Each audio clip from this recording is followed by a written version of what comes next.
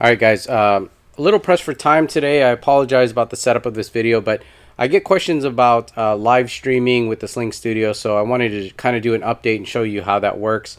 Now, this is the hub right here. Right now I have it charging, but it could be wireless, so if we unplug this, it'll run off the battery down here. But I have that charging for now, and you have an HDMI input. It also has HDMI output if you want to hook it up to a monitor and see what the program feed looks like. You've got a line in for audio. Now this is line in. It's not going to power a microphone, but if you have a powered microphone, you could plug it in here, or you could have a mixer come in here as well. The USB-C here is an extension, so you can add like an external hard drive. On the other side here, we have an SD card slot, and you're going to need this to record your live stream, or also add assets to the Sling Studio, assets such as graphics and videos. Now there's a couple of ways you could add a camera to this, or multiple cameras.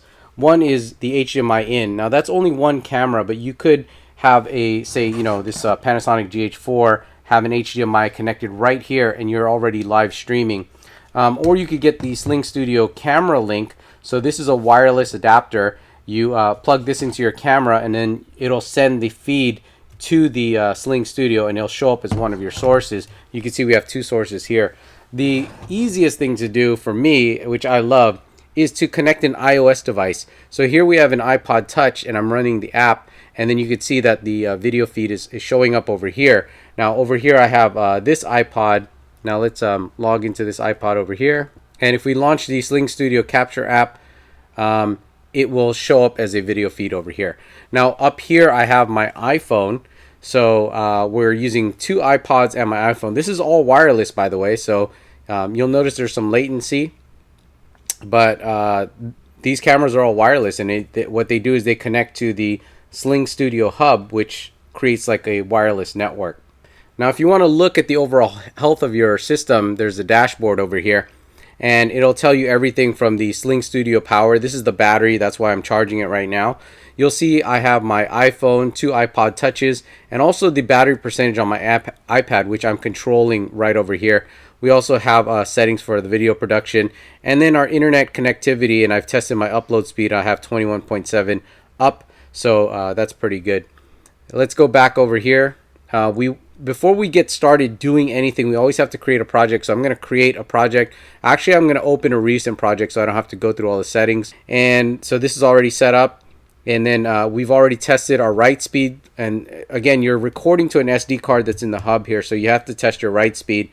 So I'm going to save that. You could do live broadcasting. We're not going to go live today. By the way, the recording options that you could have on your SD card is the program feed, which is when you're switching all your cameras, whatever the viewer sees at the end, you could record that program. Or you could record the quad view, which is recording the different camera views that you have at one time, or the video sources and line-in audio, which will create separate files. For most of the time, you're probably going to record program feed. Unless you're going to do post-editing, then you're probably going to want to do video sources and line-in audio, so that as you're recording all the different cameras here as separate files, you can mix it down later. We're just going to save that for now, and we will skip the storage setup, and we will also skip the audio setup. So for the most part, in order to get started, we just drag something down. This is the program. This is what goes out to the live stream. When we want to switch camera angles, we could just drag one down in here or drag it from the side here. You also have a quick button here to just switch the preview to program, and you can go back and forth. So that's a really quick way of doing it. So in the graphics here, if you want to add graphics, you click on the add graphics button, and this is the internal storage, but you can bring in graphics from, say, the SD card. Here I've created a few that I've already added to my project, but I could probably add these graphics if I wanted to. Now these are video files, so we have to add that into the video sources. I'm not going to add that in because, like I said, I've already added that. If you want to add video sources, we can add video clips that we've already edited. Now these are video clips that I've already added, but we can add them again. In our Sling Studio library, we have this commercial, and then also this will be right back kind of looper that I have here. So we've added that in there. Now that we have that, we could drag one of these clips over here, and it'll show up. Now these are pre-recorded videos. What's cool is, like, if you wanted to cut to a commercial break, we could drag this in here. Now this video clip will end in about 8 seconds, so as soon as it's done, it's going to load whatever's in the preview. So as soon as the commercial is done, it goes right into the preview. Now we have to rewind this video over here. We can also scrub the video before we load it into the program. But let's remove this video source here first. And let's go ahead and add the other video clip that we added, which is the "We'll Be Right Back." Now, if you guys are doing live streaming, this is something you could probably load beforehand. And let's bring this in here because it'll auto go back to the preview in about 5 seconds. So this is cool if you are just starting your live stream, or maybe you're taking an intermission. Now, if you want, what you could do is in this source here, you can go to the clip settings and you want to say video loop. And what ends up happening there is if we were to drag this in here, I'll put this in my preview. This will now play, and this will actually just continue to loop. So even though it ends, it's not going to automatically load the preview. And that's something you could do is if you're taking an intermission on your live stream, there's like a 15-30 minute break in between like an event, you could just load this and have that loop. When you're coming back live, you could just drag your preview in and you're going back live again. So another thing you could do is you can actually add your graphics. So if I wanted to add a logo here, I could just click on this and then I can drag my logo wherever I want, and I can also resize it.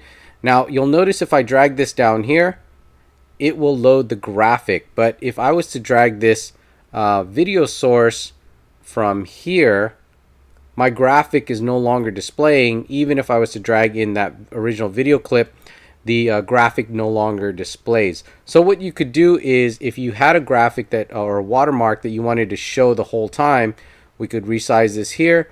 There's a little pin option. You click on the pin, and that will automatically pin it to every video file you have, no matter as you switch. So if we were to drag one of these in here, you will see that my logo is showing up over here. Drag this one down here, we have a logo. So the logo will always be there if you pin it. If you want to remove the pin, you just remove that and delete the source. You could do that, and then the logo will be gone. Another thing you could do is if you wanted to create a title for somebody, so like this title here, this could be somebody's like name, and maybe this person over here is maybe you're doing an interview with two different people. As you drag this down here, it'll cut to the person talking, and you could have a title there. And then as you cut back to the next person, that title is no longer showing there, but you could append the lower third to basically whoever is speaking. So you could have a title for each person here, and then just kind of toggle between the two. Another cool thing that they have is replay. So instant replay, like let's say you're shooting sports and you wanted to replay something. Let's load this video file down here because there's some action happening. Now in the replay settings, we could say replay the last 5 seconds, or we could replay up to the last, say, minute, I believe. But that's way too long. I think maybe like the last 5 seconds that occurred would be okay. You could replay the video speed at full speed, half speed, or quarter speed. It's kind of like slow motion. And then there's a replay audio volume, as well as mute other audio sources during replay, which you may or may not want. Probably not if you're talking over it and you're commenting.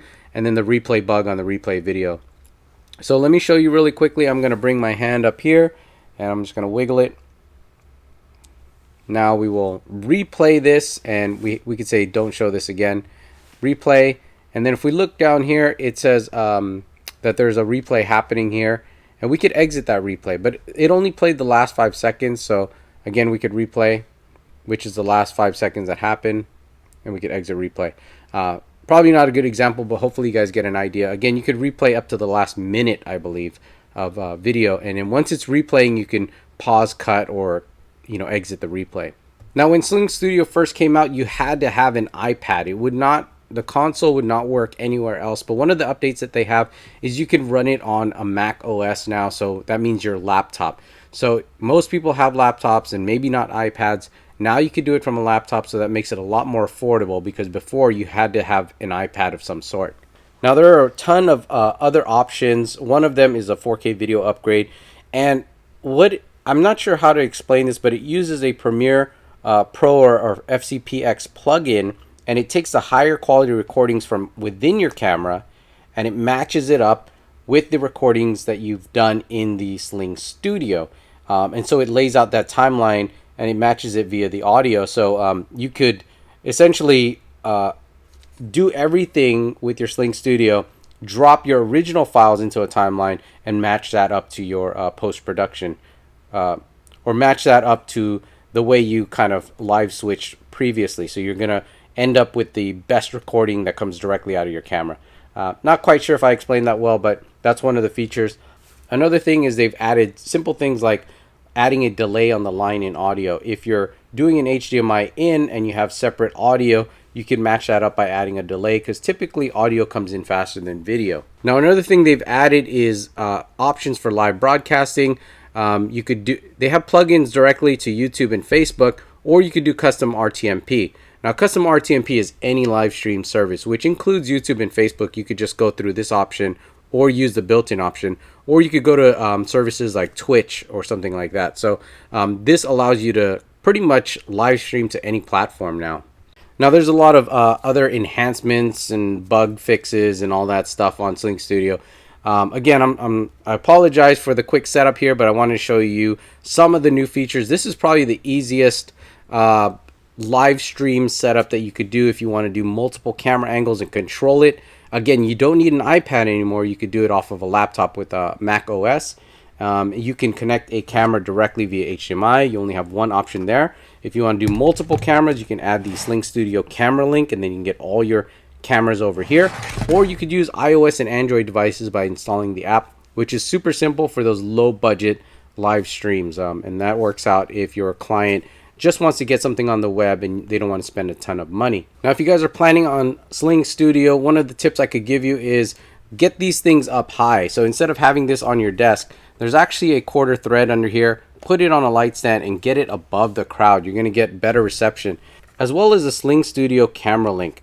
If you have a static camera angle, get this up high also, and that way you have no obstruction with, like people or walls or tables or anything like that. You can get the clear line of sight. It's going to work more effectively, and you're going to get longer range. So get this up high.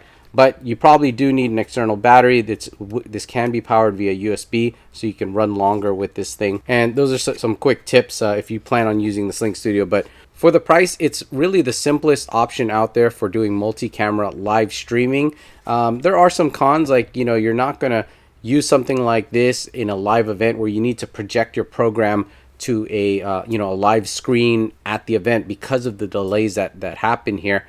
But if you're just doing like live streaming or multicam production that you're going to post later, you can use pro cameras. If you have SDI out, then you're going to want to convert that to HDMI to get it into one of these. But other than that, if you use any HDMI camera like a GH4, GH5, or Sony's, they work great as well. But that's a really quick rundown of the Sling Studio and some of the new features. I highly recommend you guys take a look at some of the updates that they have. But if you guys have any comments, leave them below. I'll try to answer them for you. I'll also have a link to this product in the description below and also on the blog cheesycam.com.